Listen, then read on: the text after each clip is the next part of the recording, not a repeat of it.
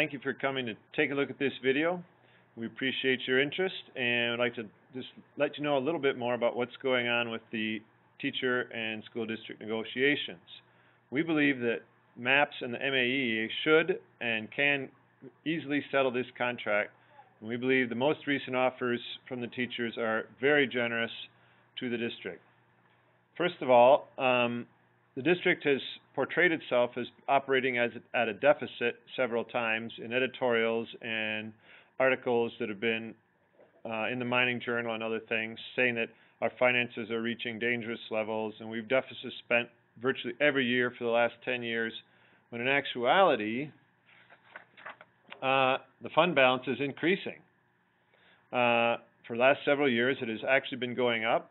Here you see as a percentage of the total budget, and Munetrics, which is a website that lists school district and municipal funding in the state of Michigan, lists MAPS finances at the lowest risk level that they even have.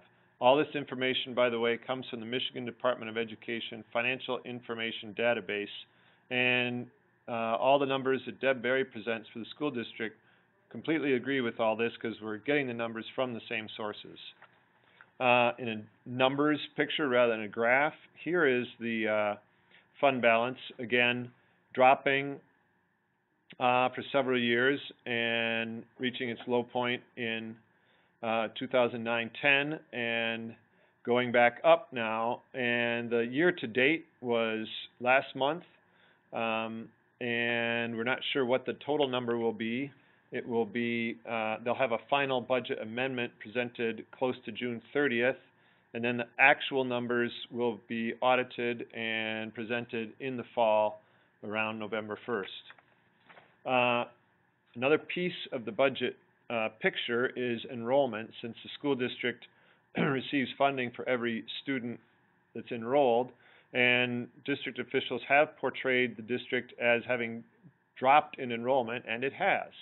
From years ago and decades ago, there is fewer students in the Marquette area public schools.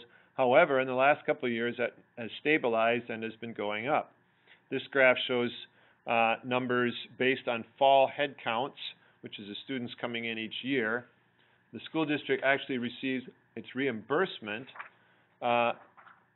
for blended FTE, taking the fall and the spring counts, and that's how they're reimbursed. And there was some question about us using the head count numbers before, but the blended FTE count shows the exact same trends and has been increasing the last couple of years. And the 2014-15 data, the last year on this graph, is from the MAPS business office, and in the past their estimates have actually been a little bit low. We wouldn't be a bit surprised that that number actually comes in a fair bit higher than what's presented. Now, another part of the picture with negotiations has been about health insurance. And as everyone knows, healthcare costs in America have been going up for quite some time. However, despite what's put out in the news, the MAPS, the Marquette Area Public Schools healthcare costs to the district have actually been decreasing, mostly because the state legislature has required teachers to pay more of their health insurance premiums. The state legislature gives the district and teachers an option of negotiating whether to go with an 80-20 split, 80% paid by the district, 20% by the employees, or with a hard cap on premiums with a dollar amount set by the state. Last summer, the district imposed the hard cap on the teachers before they started negotiations. We had asked to start negotiations, but they weren't ready yet because they were changing superintendents and whatnot. And while we waited, they went ahead and imposed those before July 1st, saying that they needed to. That sort of thing has actually been put into law this year and was not in place last July. In any case, their healthcare costs have been decreasing. Again, sources being the Michigan Department of Education Financial Information Database. The other part besides cost is revenue, And revenue is determined by the number of students times the state foundation allowance. And we've seen a few minutes ago that the enrollment has been going up slightly, and the state foundation allowance has also been going up slightly. It did drop significantly in 2011-12 in cuts imposed by the state after the big fiscal crisis and the recession, and they've been slowly putting that money back. This most recent year here at the bottom is the amount proposed by the governor's office. There are three different amounts, one from the House, one from the Senate, and one from the governor's office. They're all proposing increases. They have to settle exactly how much that will be, and they're all within $1 or $2 of each other. And in a graphic form, here's that same state foundation allowance showing the drop in 11-12 and the slow rebuild to the revenue side of the picture. Again, going back to what's been said in the media, a couple months ago, Mr. Rossway said that we've always given significant raises to our teachers with a minimum of a 3% raise every year over the past 15 years, plus an add-on raises of from 1 to 3%. That would be very nice if it were true. However, here's the actual numbers. The MAEA members did sacrifice when the district received significant cuts in the state, showing back there in 11-12. In the past, what was customary was a raise to the base pay to reflect some of the cost of living. Here you can see the CPI, the Consumer Price Index, and the cost of living changes over the last 10 years. And in this column, the raises to the base pay, there have not been any for the last three contracts. There have not been any since 2010-11. There have been steps, which the district now wants to call raises. In the past, those were seen, and the teachers still see them, as recognition for experience, for time's dedication to the district, service to the district, and the students of the district. The board now wants to consider those to be the raise and not raise the base pay. That would mean that for the last, if we went ahead with something like that, if we didn't raise the base pay, teachers at the starting level would have not received a raise over the last 5 years when the cost of living has increased each year and the base pay has not. If that last slide was a little bit hard to read, here's the same numbers with the CPI, the cost of living, and the raises and the steps. And if you want to go a few more years back, there's the same information again in a little bit larger font. There's been a variety of proposals out there from the board and from the teachers union. One that was around for the longest time was the 1-2-2 proposal to receive no steps but a raise on the base of 1% this year, 2% next year, 2% the following year. That offer is not really on the table, but was the one that's been around for the longest and what some of the other bargaining units went with for this year. If we took that offer over the last 10 years and used the cost of living from the last 10 years, the blue line here shows the cost of living, the CPI, and the red line shows that if we took the 1-2-2 and then just kept following 1-2-2, 1-2-2 for the last 10 years, where people would be. Everyone starts out equally, and after 10 years, the cost of living is up here, and the pay is down there, and people have gone backwards. Since steps have been such a contentious issue, what if we took the past 10 years with larger raises than the 1-2-2 and left out the steps? And the green line shows what that would be if we went, again, if we left steps out of the picture. There's been some repackaging of offers. However, most of the offers have not included steps. We are still working on this, and there's some more recent offers on the table, but the last ones that have been made public have not included any steps. We view a step as a form of recognition for years of service and dedication to students of the MAPS district. The way steps work is you go up a bit in pay every year for your first 12 years, And then people move in plateaus every 3 to 4 to 5 years, and you reach the top step after 28 years. Many districts downstate reach the top step in 10 to 12 years, and most pay scales outside of the education world, it doesn't take 28 years to get to the top of the pay scale. You get there after a few years, or maybe 10 or 12. Again, going back to the step issue, well, what if this teacher has just accepted a 1-year step freeze? Isn't that just a couple $100 different than what's on the table from the competing offers? But if you look over the course of a career, if someone was a starting teacher, that step would cost them $70,000 or more over the course of their teaching career, plus it would cost them more in their retirement from their pensions. It seems that the board really doesn't want to have steps included, despite their finances being very strong, according to Munetrics and the State Board of Education. Well, how do we compare to other districts then? Well, when you compare districts around the state with the same foundation allowance and the similar size, there's a variety of foundation allowances actually.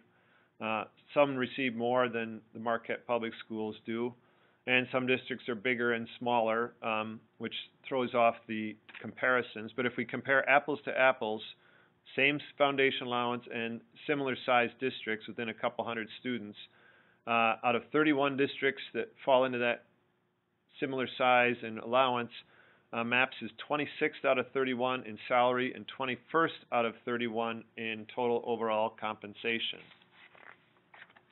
Well, let's maybe compare locally then. It's a big state, and maybe we should just compare with our neighbors.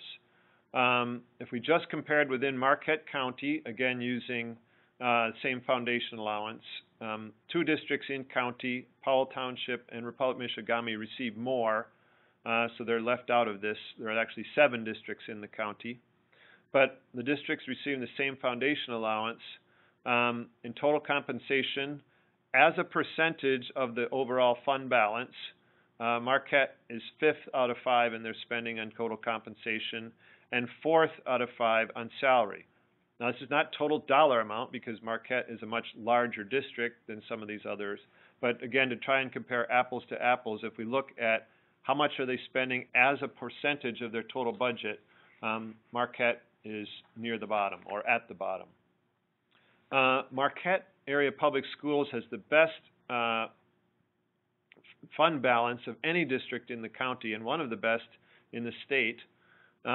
And again, if we compare to other districts with much smaller fund balances as in dollar amount and as percentage of their budget, who negotiated contracts this year, the Nice District settled a 3-year contract with steps and lanes and received a 2% raise on the base for each year of the 3-year contract. Negaunee Public Schools settled a 2-year contract with steps and lanes and a 2.5% raise on the base each year. Ishpeming settled last fall a 2-year contract with steps and lanes, a 2% raise on the base this year, and a 0% raise on the base next year. And all these districts were able to settle these contracts very quickly. Negaunee managed to settle theirs in 5 hours.